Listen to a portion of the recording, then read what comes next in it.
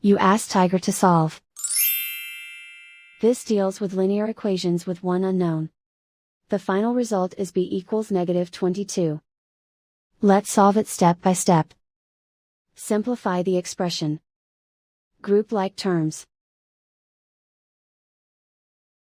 Simplify the arithmetic. Group all b terms on the left side of the equation. Subtract 5b from both sides. Group like terms. Simplify the arithmetic. Group like terms. Simplify the arithmetic. Group all constants on the right side of the equation. Add 21 to both sides. Simplify the arithmetic.